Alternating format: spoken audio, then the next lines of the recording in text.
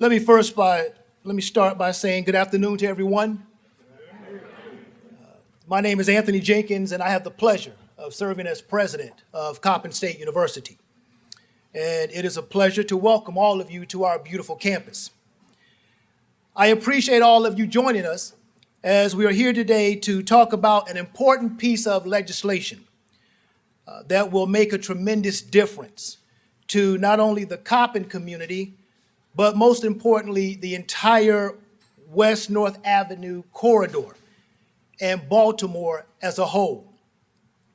But first, I would like to acknowledge all of our distinguished guests, as well as our city and state leaders who have joined us as well. We have with us Lieutenant Governor Board Rutherford, Senator Antonio Hayes, Mayor Brandon Scott,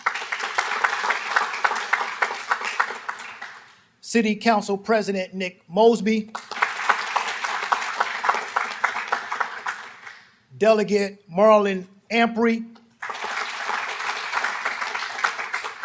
and Councilman James Torrance. So thank you all for your support of this legislation. Senate Bill 783, sponsored by Senator Antonio Hayes and Delegate Amprey, was passed in the Maryland General Assembly this past legislative session and goes into effect tomorrow, October 1. This bill establishes a West North Avenue Development Authority to work in coordination with community residents in order to create a comprehensive revitalization strategy for West North Avenue, as well as its buffer zone. That's right. Right. The goal is to create a standard for key stakeholders to work together hand in hand with residents across our city to ensure that the great work that is currently taking place in our community continues to create positive change and growth for those who work and live here. And we have some members of the authority with us today, and so I'm going to ask you to stand and be recognized if you are present. Antonio Hayes, Maryland Senator, District 40. Stay. Delegate Amprey, District 40.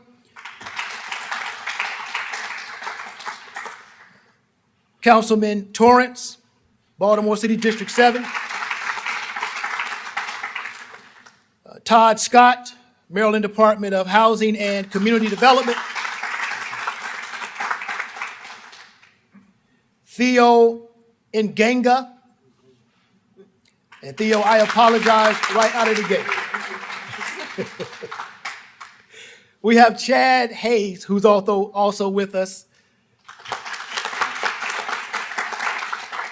And Sherry Parks, who is the VP for Strategic Initiatives, President of MICA. Here is his designation. Thank you very much. All right. Let me also acknowledge Reverend Glenn Smith from the CDC.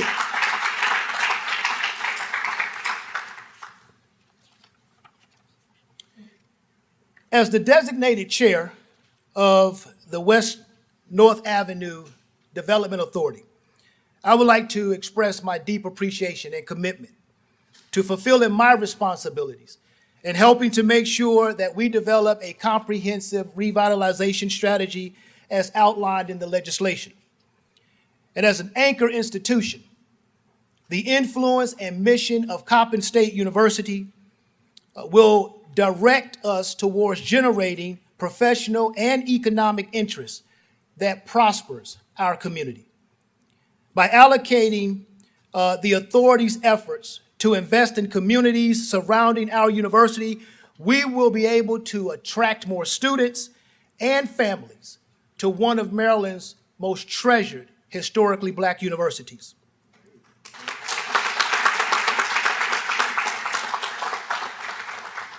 And one that, if I may add, have been educating Baltimore citizens for over 120 years. That's right. So this initiative will serve as a beacon of academic and economic opportunity for our community. The future of West North Avenue community, it is bright. Let me be clear. The future of this community is bright. And I have full confidence. I have full confidence in the authority, ability to foster lasting economic development for the surrounding region. And as chair of the authority, I intend to make sure that all members communicate genuinely and with each other with a focus on maximizing each member's strengths and access to resources in order to tackle the challenges that we may face. Together, I believe that we can and we will forge a brighter future. It is important that we understand this work will not be easy. We're in this for the long haul, and it's going to require all of us to make sacrifices and efforts to create the North Avenue Development Authority and prospering community that we know we all deserve. So now it is my honor to hand over the mic to Lieutenant Governor Rutherford, who, recognizing the need for our community, has played an integral role in securing resources, because we can't do any of this without resources. And the Lieutenant Governor, we want to thank you for stepping up and providing resources for the Development Authority to do its work. So please help me bring to the podium Lieutenant Governor Rutherford.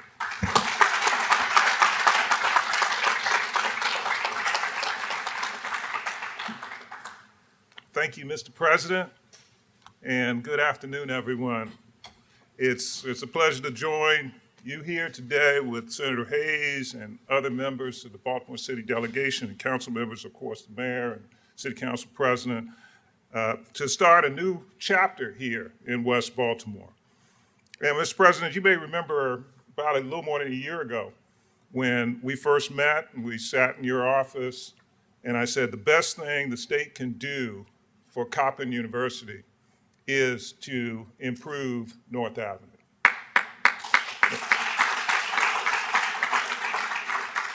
And we're working at that with partners in the legislature and here in the city, of course. You know, we're working to improve the gateway to the city. The gateway to the city is North Avenue, and we need a strong North Avenue. You know, Baltimore is a major destination for tourism and business here in Maryland. It's an economic engine for our state. And as Maryland does better, we need a strong Baltimore to make sure that Maryland prospers. Without a strong Baltimore, Maryland does not prosper. And since 2015, our administration has invested unprecedented amounts of money in Baltimore to improve communities, and communities right here in West Baltimore where families are able to live, work, and play. Over the last 5 years, the administration, and I should point out Secretary Ken Holt, who's here, our Secretary of Maryland Department of Housing and Community Development. Ken has led the department over the last 7 years, I guess it is now. Time flies when you're having a good time. And we have invested over $600 million in designing and uplifting the community and generating additional revenue, private sector revenue, and jobs coming into the city. Included in that is the $62 million Project CORE, which stands for Creating Opportunities for Renewal and Enterprise Initiative. And with the demolition over, on the east side of Perkins Homes in southeast Baltimore last month, through Project CORE, we have either demolished, reconstructed, or stabilized more than 5,000 vacant or blighted units in the city.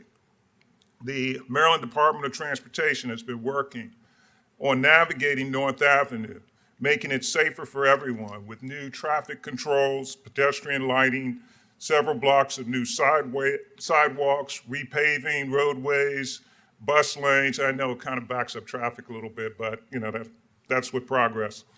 New pedestrian curb ramps, and more.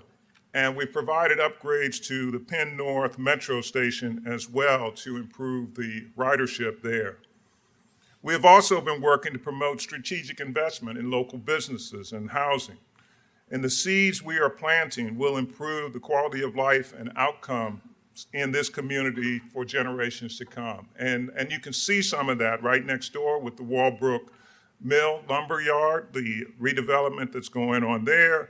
Down the street at the Image Center, which Senator Hayes knows a lot about, multifamily housing further up North Avenue as you get toward Hilton, as well as working with the Coppin Heights CDC, which I know Secretary Holt, we're very much involved with the CDC in some 60 new projects there, or I should say housing opportunities in this area. So these strategic decisions and investments by the state in Baltimore has led to an additional $2 billion in public, private, and nonprofit investments in the community. Now, we know through the mid-'60s, West Baltimore was home to many vibrant communities and business districts that during that time, the community was self-sufficient, and in a time when there was a tremendous amount of segregation in our society. Now, while the corridor is not what it once was, I have had the pleasure of working with many individuals, from lawmakers to community leaders and individuals, on initiatives to make sure we restore the promise of this area to what it can be and should be here in the city. Next week, the Board of Public Works is set to approve $250,000 grant to the West North Avenue Development Authority, something that we were able to help. I was able to help get that into the budget. And so we're primed to make this and other investments because those who live in West Baltimore deserve more resources and more opportunities to better their lives and particularly their neighborhoods. So when it comes to the prosperity of Baltimore and our state, it is not a partisan issue. It will take all of us to set this community and the city as a whole on the right path. And we will see that progress as we continue to move through. So I look forward to seeing what we're able to accomplish with these new opportunities and continue to work with the communities and our officials, both at the state and local level, to make sure that we're able to make sure that we see that promise that we know is deserving here in West Baltimore. So thank you very much.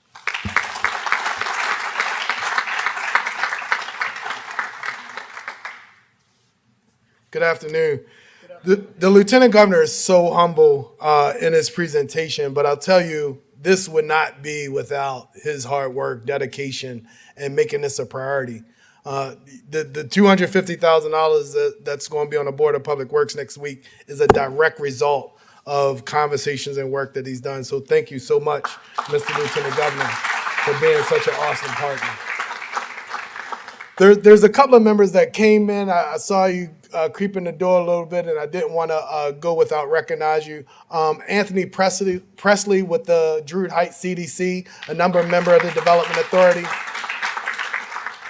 And then a true partner and advisor to me, and has really was the impetus behind a lot of this happening and started getting my wheels turning and seeing the possibilities that happen here on North Avenue. I see in the back there former Councilman Leon Pinkett, who's joined us here. And so without repeating everybody else, I'll go right in.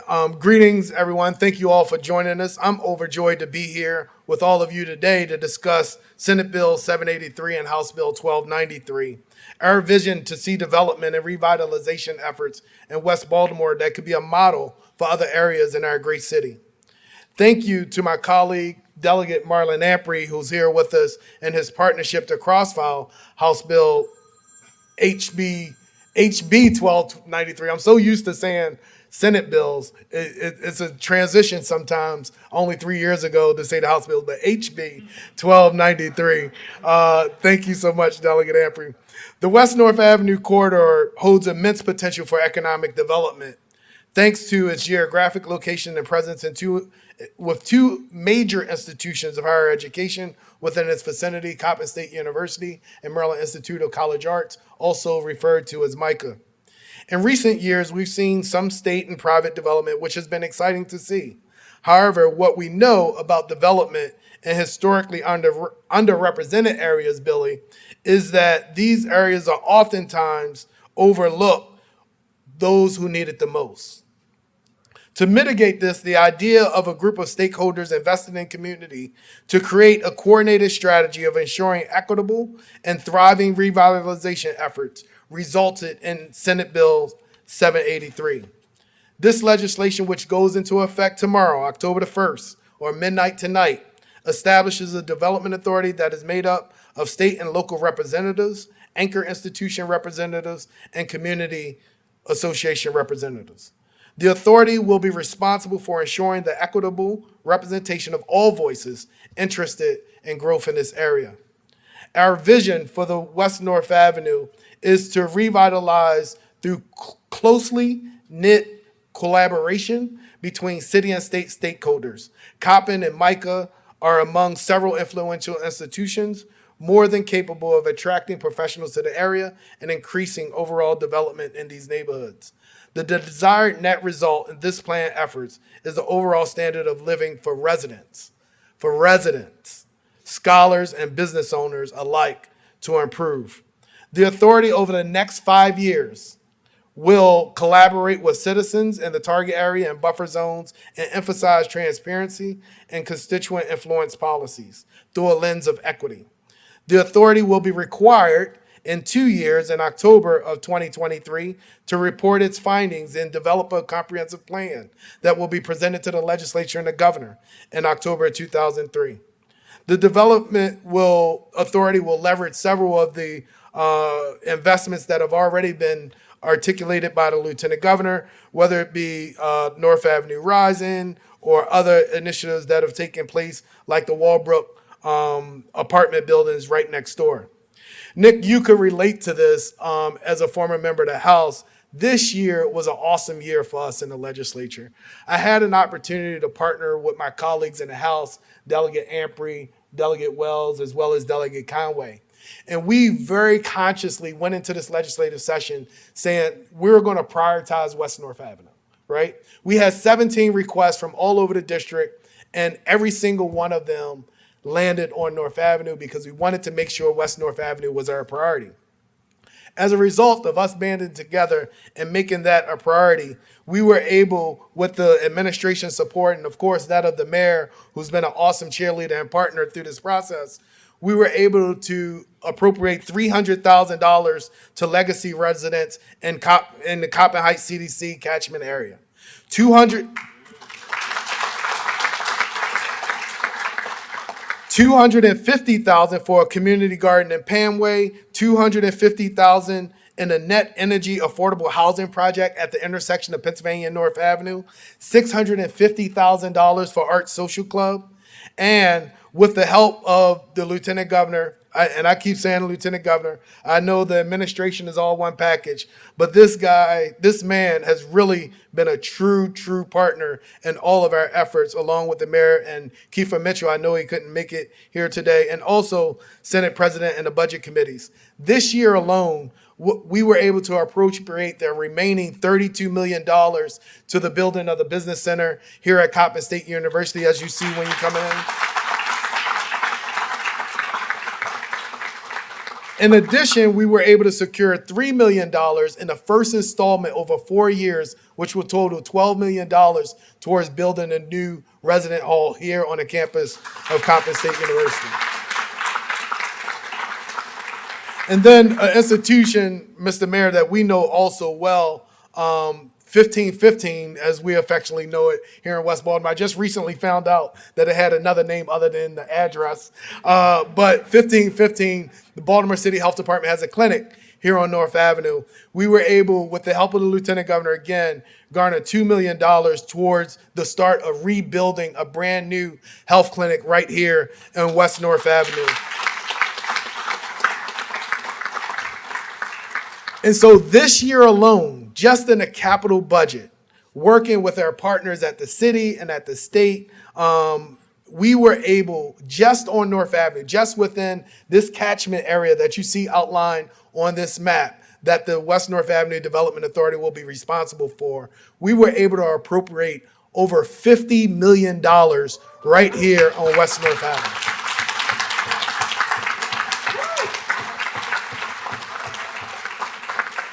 So with the assistance of the authority, we hope to leverage additional investments, especially with the private sector, but it is more urgent now than ever that we direct all efforts to revitalize the greater West North Avenue region. This comprehensive development will direct long overdue professional and economic interests towards the area, which will undoubtedly rejuvenate this community and economy. Senate Bill 783, House Bill 1293 will ensure all efforts of the West North Avenue Development Authority will be directed towards leveraging the aforementioned investments, which will result in truly comprehensive strategy and plan. And now, without further ado, I would like to introduce or reintroduce, but many of you all know, our leader, our fearless leader here in the city of Baltimore, and a great partner in this effort, the Mayor Brandon Scott.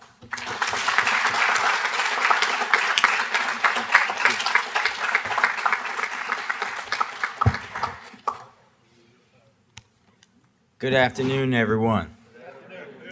Let me start off by saying this. Thank you, Senator Hayes, but when the senator says that he was hyper-focused on West North Avenue, I don't think y'all understand what that means.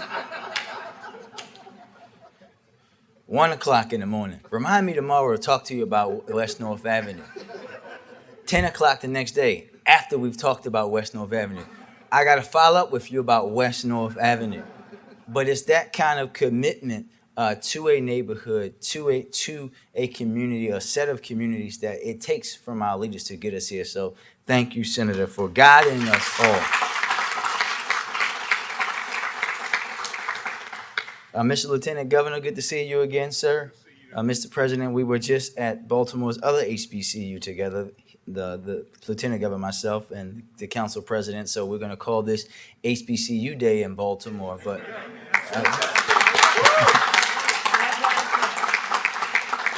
and thank you, sir, for your support. Thank you for the administration. You always show up for Baltimore, and we appreciate that deeply, along with Secretary Holt, who normally, we rarely see both of you, but we know one of you is going to be there. But today, have both of you shows how important that is. And of course, my partner in the Council President, Councilman Torrance, Delegate Amprey. This is a great day. And Mr. President, I want to thank you for welcoming me back to Coppin State University. Mr. Lieutenant Governor, when the President and I met the first time, we had to do it outside. We couldn't even go into the building, and it was cold that day. But welcome me back to Coppin State University. As Mr. President, as you know, the public doesn't know as much. The place where I cut my activism and organizing teeth shortly after graduating from St. Mary's College of Maryland, where your Vice President, Mr. Michael Freeman, I'll call him Dean Freeman for the rest of my life, had guided me into being a better student. But Coppin is where I cut my teeth. This is where I work with professors and students around the Coppin man, and where I really learn how to progress movements and the importance of an institution like this, the importance of Coppin State. Most of my teachers growing up went to Coppin State University, right? Coppin's Teachers College, as my grandmother would call it. And we know the significance that it has here in West North Avenue, and also with Micah as well. But I'm really excited to be here for this day. This Development Authority creates, and you've heard all the great stuff, something that we know is desperately needed, something that when you think about North Avenue, right? I always tell folks that North Avenue has been the window into the city. All that once was in Baltimore, all that is wrong about Baltimore, but most importantly, about what can be in Baltimore. That's what you see when you ride up and down North Avenue. When you see the investment happening where, quite frankly, Mr. Lieutenant Governor, folks say that you, the senator, myself, the council president, Dave, because he spends his own money and not ours, are crazy to invest in. But we know what the history of North Avenue, which used to be the city's farthest most north boundary, that's why it has that name, North Avenue, what it means for Baltimore and what it can mean again. We can see in all of that investment that you heard, and I'm not going to go through it again, but $50 million is just the beginning. And it's the beginning of Baltimore and the state of Maryland finally doing what we've been afraid to do. Admit that for far too long, this community wasn't just ignored, it was disinvested in. The people here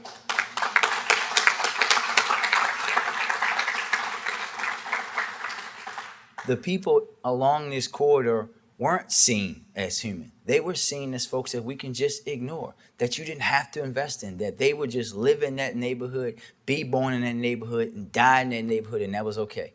It's not okay. The little boys and girls who grew up in this neighborhood deserve everything that everybody else in our cities deserve.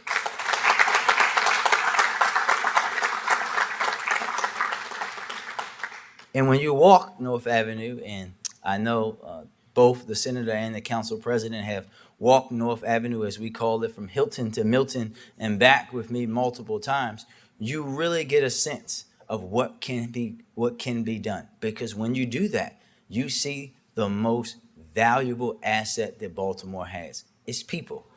Folks like these kind gentlemen sitting in the front who see the opposite of what folks in media and the folks from outside Baltimore see. They see the potential, and that's what we're talking about. You're talking about a development authority that is going to develop in and with a community, not for a community, not dictating to a community what's best for it, but working with the community to say, what is the best way for us to come back, for North Avenue to rise again, not just in bus lanes and in traffic, but as a community with buildings, with people, with stores, with businesses, with education. That's what this is about in its totality, and we will do it together because North Avenue will rise again, just like Baltimore will rise again. We are the phoenix that comes out of the ashes to prove everybody wrong when everyone counts us out. And I can't wait to go along this ride with each and every one of you. Thank you for allowing me to be a part of it. This is a story about us and we and what we can do.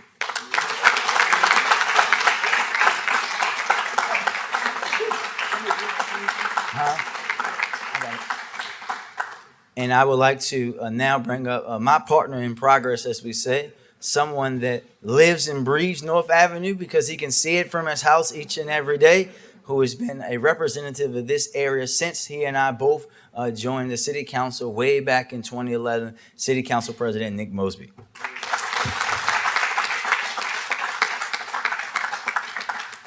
Good afternoon, everyone. First and foremost, and thank you, Mr. Mayor. First and foremost, I think it's really important that we don't allow this day to escape us without giving due to the person that put us here. This person, he has already spoken, is extremely humble about his involvement in this. But the reality is a young boy who grew up in the Penn North community, right here in the city of Baltimore, who saw the destruction, the decay, the downturn of his community, who witnessed it not only through his family, but through his friends and his neighbors, who decided to take a different path and not allow the statistics of what this young boy saw every day catch him, decided to go on and be a policymaker. And I think it's very interesting when we talk about that policymaker that stood up here, that has been fighting for this community. I think it's very interesting to look at the collection of folks that he put around a development authority for West Baltimore. See, folks, you can name a policy anything. Brandon, we can come up with any name of a work group. David, we can talk about we want to do the work.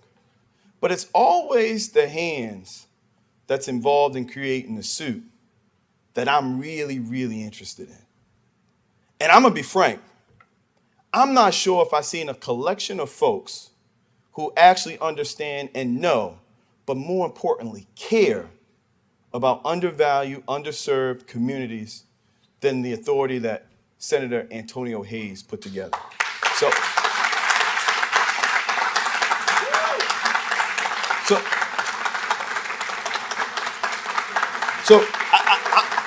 I'm going to ask us, I'm going to ask you to do it again. Give a huge round of applause for a person who talked the talk, which is easier, who walked the walk, which is a little bit harder, but has actually decided to utilize the position that we put him in to do the work.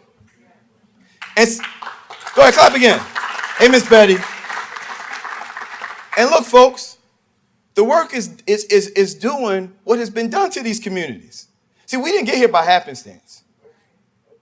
When we walk out of these doors, and when President Jenkins has to show folks his university, he's showing them failed policy that was based in bigotry. He's showing them policy that prioritized whiteness over anything else. He's showing them what systemic oppression looks like in America. And see, this authority is an authority that is about breaking it up, ensuring that our legacy renters have access to real home ownership, not just affordable housing, but Todd, affordable homes to create generational wealth. See, we can continue to play these games of policy, Lieutenant Governor. But until we change the trajectory and the paradigm of our economics and our communities, it's really hard to break down the systemic issues that have been plaguing our communities for far too long.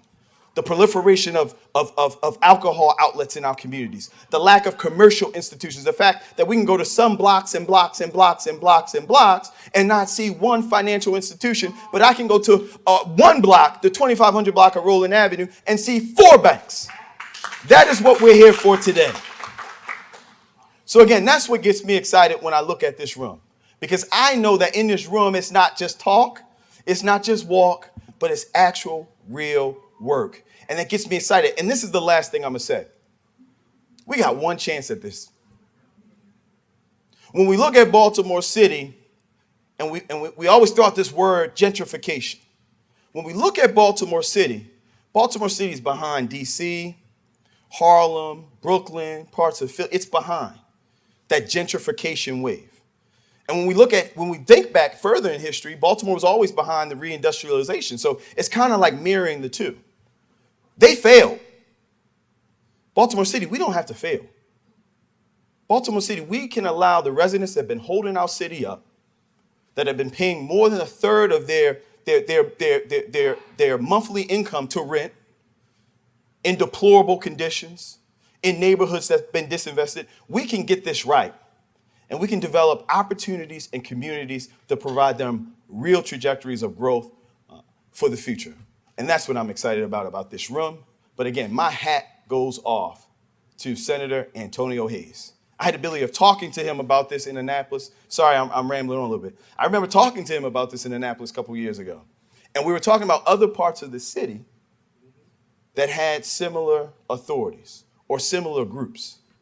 And this idea of us attempting to do it in West Baltimore was the strangest thing. It didn't make any sense. So my hat goes off, and I truly appreciate you, brother. Thank you for inviting me out here today. Thank you for putting this collection of these amazing folks with us here today. And I'm excited, so excited to see what my children will be able to benefit from come the next 5, 10, 15, and 20 years for the work that you guys do. Thank you so much.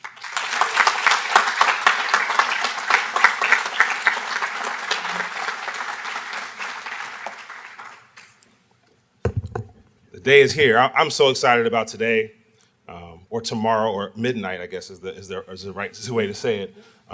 It's just an honor to be up here. And again, thank you to the governor for your hard work and helping us out here in Baltimore. And I'm just so thankful for the leadership of Senator Hayes. He's been a guiding light for me in the short time I've been in the legislature. Our success has been, part of that success has been the 1 a.m. text, the 5 a.m. phone call. I'm like, who is calling me at 5 a.m.? I got an infant. I'm trying to get some more sleep. we gonna get it right, Antonio. We gonna get it. Your hard work, here it is. Here it is. But so many of the things I wanted to say have been said, so I'm not gonna keep you long because I had it written down. But what I want to do, I want to go back on the journey 10 years ago. And I don't know if the mayor and the President Mosby remember this day, but it's about 10 years ago, exactly, 2011. I started an organization, and we were doing a toy drive. And I invited out the newly elected Mayor Scott, but then Councilman Mosby. And we had a great evening. We raised up some money for toys. We got some toys together. But what I enjoyed the most about the evening was it was my first time meeting these two men, and we had an opportunity to sit down and talk, or stand and talk about policy. I remember at one point I was talking with Mayor Scott, and we were talking about how do we change our neighborhoods. My family's from Evergreen Lawn, Mosher Community. His family's from Park Heights, and we had a conversation. I don't know if you remember this. We had a conversation about what does it look like? How do we were seeing what was happening in D.C. We were seeing what was about to happen in Harlem and Brooklyn. We were seeing what was even about to happen in Atlanta. We're like, how do we ensure that as we redevelop communities of color, how do we ensure that when we change the trajectory of opportunity for Black neighborhoods, that it doesn't mean that we're going to get displaced? Because what often happens when you have a meeting like this, it means the neighbors are like, oh, here we go. We're going to have to move. Let me go ahead and scope out where I'm going to live in the county. I ain't going to be able to afford this anymore. But look, we talked about it 10 years ago. And now I'm looking at it. This was the answer for our question. This is it. This is how we're going to not only change the trajectory of opportunity for here in West Baltimore and the West North Avenue corridor, but I think that President Mosby said it best. I mean, I think this is going to end up being a guiding light for how we do this across the country. When places like Detroit and Chicago are trying to figure out how to redevelop neighborhoods, this is going to be the model. Baltimore is going to be the guiding light on how we redevelop Black communities that have been destroyed because of racism. Tomorrow embarks a new day. We're not only going to get it right for West Baltimore, we're going to get it right for the country. We're going to be a guiding light. And I'm so excited to be a part of this. And I want to put the charge forward. Today is not a day of we're done. Today is the beginning. We have so much work to do. We have so many community meetings we have to lead. We have so many residents we have to talk to and figure out what do you want? What do you want to see out of this development authority? And one of the most important things in the piece of legislation that I was so excited to make sure we had in there, Senator Hayes, is that it was resident focused. Resident focused. Yes, we have institutions that are anchoring it, and I'm so happy to have Coppin as the partner making sure we have that done. HBCU doing that is so powerful because across our country, a lot of institutions aren't HBCUs leading development authorities, and ends up that's when displacement happens. So we are so blessed to have them here. But I'm so excited the residents are going to be the ones that end up benefiting the most. And I'll go back a little further than 10 years. I think about this all the time. You know, my grandparents came to West Baltimore for opportunity. They escaped the Jim Crow South, and they came here because North Avenue was a bustling place where you could get a job, you could afford to buy a home, you could set your family up for success. My grandparents were able to put their children in college. My uncle was a professor here at Coppin State. That doesn't happen without the original North Avenue, what it used to be. So I'm so excited we're going to continue to build on that heritage and that legacy, and we're going to make it even better and brighter. And I look forward to the day when my daughter is growing up in this community, and she's able to see all of the opportunities and potential that she has right here in West North Avenue. Thank you so much.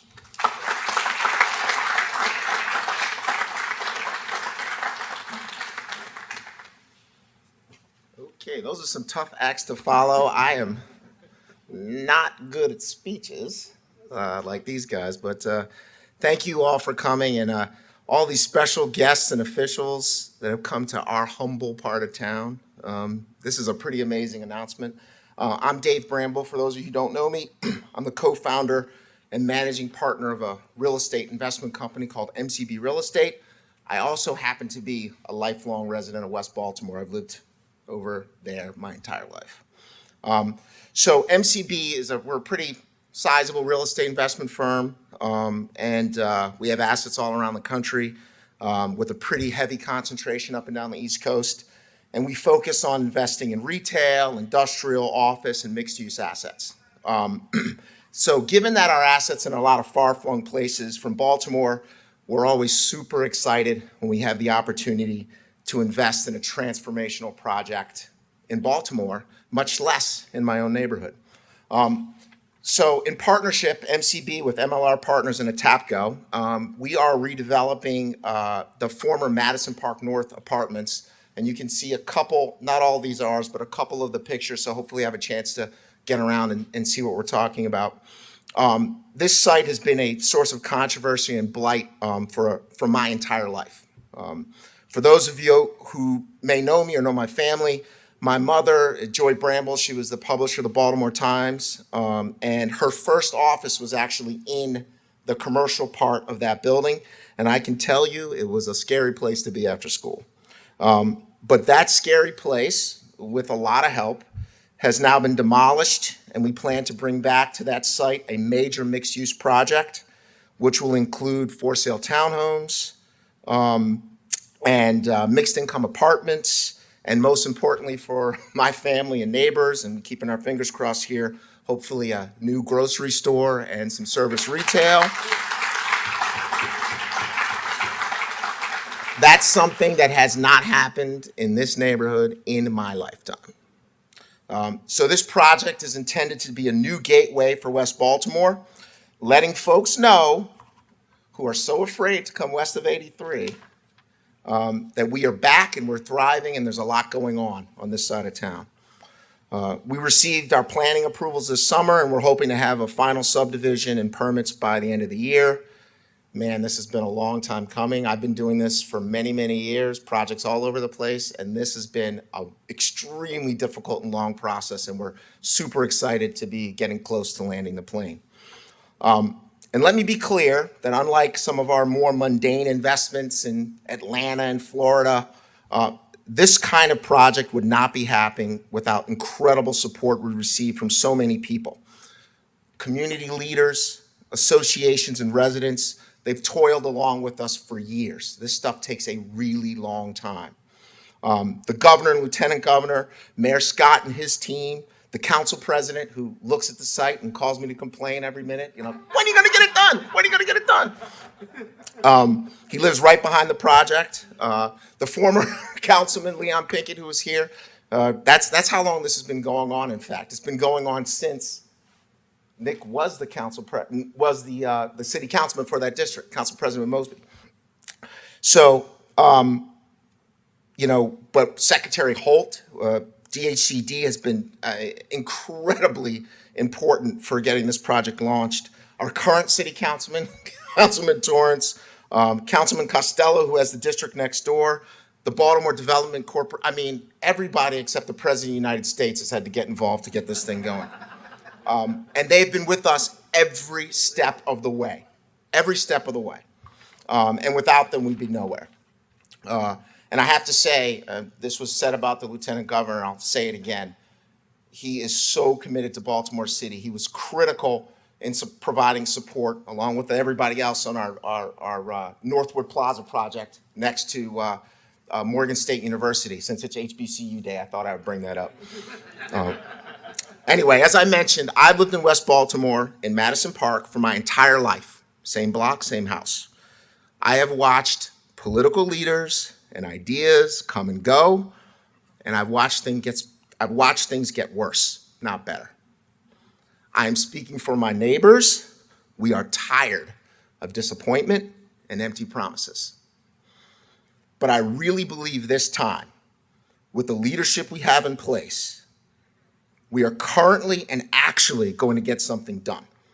And the establishment of this redevelopment authority is clear and convincing evidence of that. With full community support and with leaders from across state and city government who have realized the power and importance of economic development. People don't understand how important economic development is. It is the key to changing our situation, of choosing action over words, and the incredible amount of focus it's going to take to turn these neighborhoods around. We finally have the right folks committed to providing the resources and strategies to execute. Wow, a real commitment and a real investment. Go figure, only took 60 years. Okay, now let me take a step back and make a sort of an important observation. While the commitment from our leaders and fancy developers is nice, there is one point I want to make super sure I get across. There is an enormous amount of work ahead of us, and you've heard people talk about that. It's a lot of work. This announcement is just the beginning. It's just a promise. That's all it is.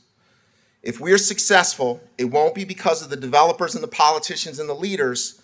It will be because everyone who lives and works and plays in these neighborhoods decides that we want better for ourselves and our children and our neighbors and their children. We, the residents of West Baltimore, are, in true point of fact, the laboring oar to execute this vision for the ultimate realization of this plan. And if we don't take that mantle and responsibility, no legislation, no subsidies, and no developer, including me, is going to be able to help us. It's on us. But what Senator Hayes and the other folks, the other members of the delegation and the city leaders and all these folks have done is they've cooked up a framework. This is a framework that we can actually use to move the needle. We're going to bring in amenities. We're healthy food, shopping, dining. We're going to retain residents instead of losing them constantly as soon as they have the ability to get out of here. And we're going to attract new residents. We're going to attract jobs. We're going to attract economic activity. Without these things, moving our neighborhoods out of poverty is virtually impossible.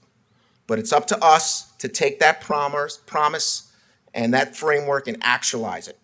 We need to hold one another accountable. We need to push. We need to knock down obstacles. We need to be relentless in bringing things to fruition for our community. And that relentlessness started with that guy. I am so glad to hear I'm not the only person who gets texts at 1 o'clock in the morning. All right. The thing is, I'm up. So thank you, Senator Hayes, for leading the way. And thank you to all the other elected officials who've supported bringing this to fruition. We are looking forward with huge anticipation for great things to come. You know, this is really, it's pretty momentous. I know we hear announcements all this all the time, and we sort of go ho-hum, but I think this is really us saying it's time to get it done. And when you get all of these people lined up to say, let's make it happen, it's pretty impressive. So thank you. Thank you all.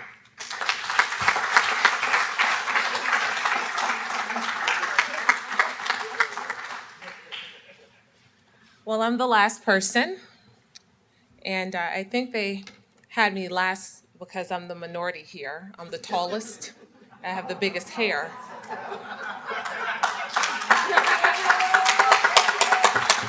Not because I was a woman. Maybe because I'm a hot mess. But what I want to say before I even get started is I'm going to need you guys to help me with something. But before I say this, it is so cool to stand before all of you all here because this is what y'all don't know.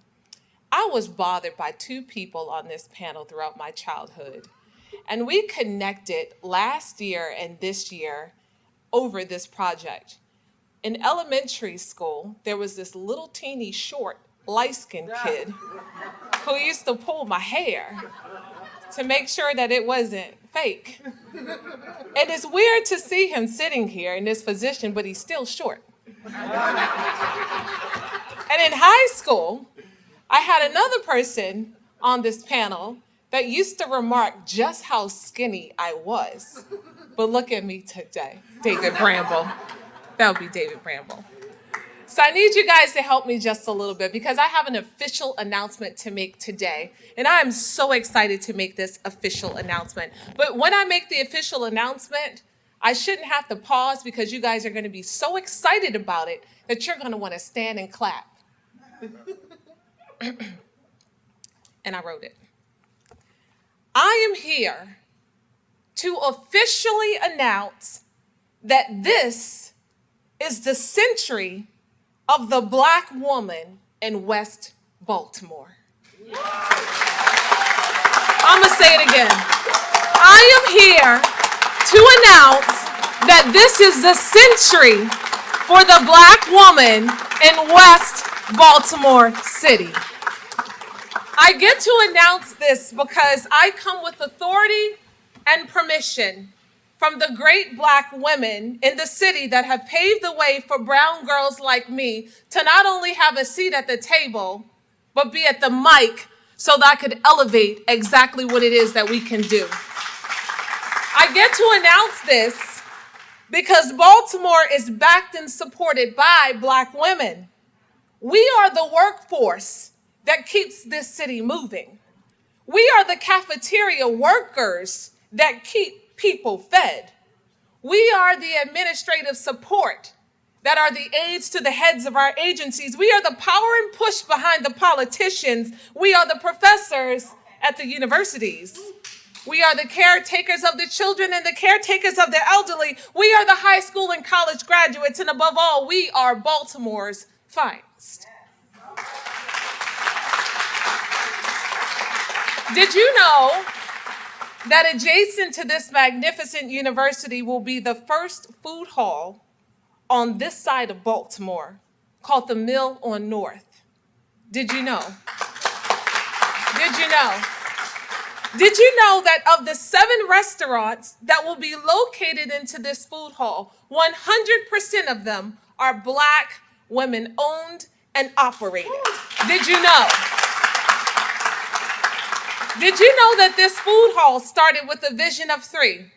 Dan Ellis of NHS, Dr. Gary Rodwell of the Coppin Heights CDC, and James Riggs of Osprey Property Company.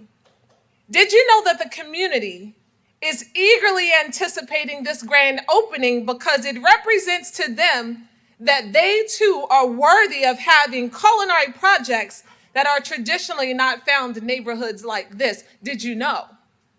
Did you know that the creators of this food hall are focused on the purpose of building the project and less about the profit? Because I've seen the numbers. They came together and they saw the need to bring food and jobs into a community, and they sprinted toward the project, understanding how this 7,000 square foot food hall gathering place will transform the community through food, through entrepreneurship, through partnership, through development, and through economic development. Where else except on West North Avenue will you have 7 food entrepreneurs bringing culinary experiences in the areas of deli, bakery, sandwiches, seafood? Where else except on West North Avenue will you see a food hall project that is dropped in the middle of one of Baltimore's communities that have purposefully been left behind? Where else except here in West North Avenue? My name is April Richardson, and I'm a business attorney, a food entrepreneur, and a mother to my 6'11" son that's hungry all the time.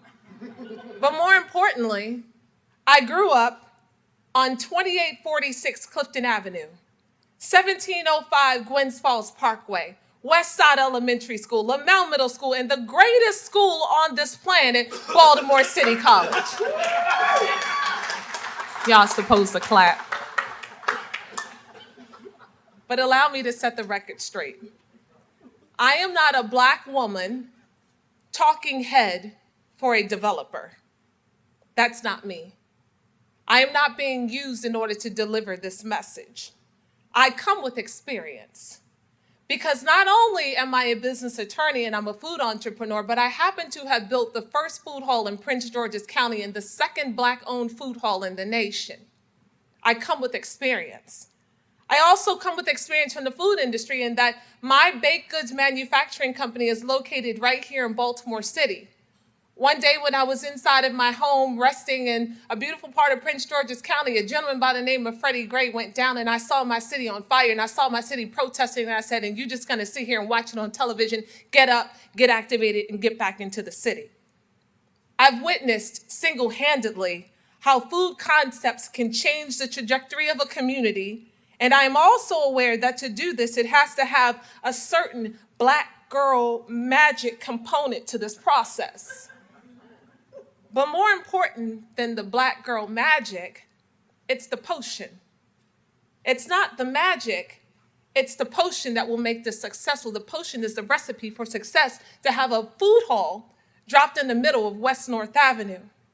And the potion is strong partnerships from the community, strong partnerships from Coppin State University, strong partnerships from people that decide that they're gonna take their money and spend in their zip code.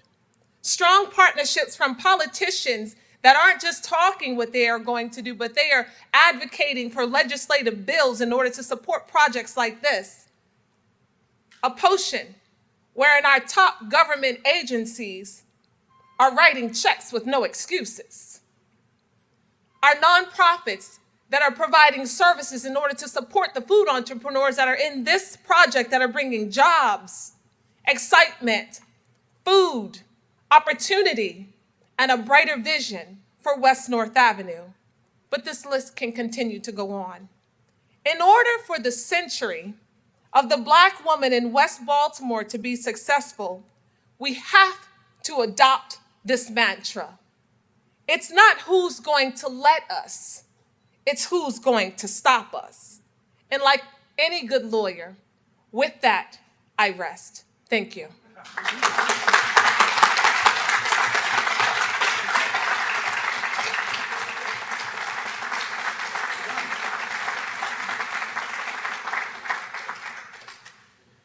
All right, so I think that we have heard some great information today. I think that the vision has been spoken. I think that it is now time for us to get to work, start having conversations, rolling up our sleeves, and getting about the busy work that our community deserves. I want to thank everyone again for being here. Let's give everyone, if you would, another round of applause.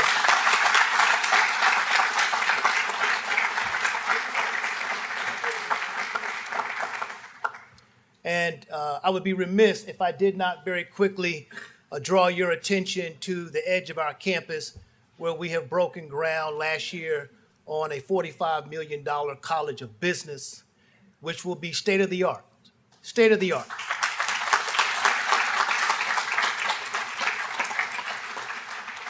And a significant component to that will be our strategic center for entrepreneurship. Within that center, we will have an economic development component for startups. And we will use the expertise of our faculty here at Coppin and the resources that we have and possess to make sure that we can enhance even further the work and the growth that this authority will be doing over the next several years. So I thank you for joining us. At this point, we have concluded our program and we will take questions. Thank you very much. All right.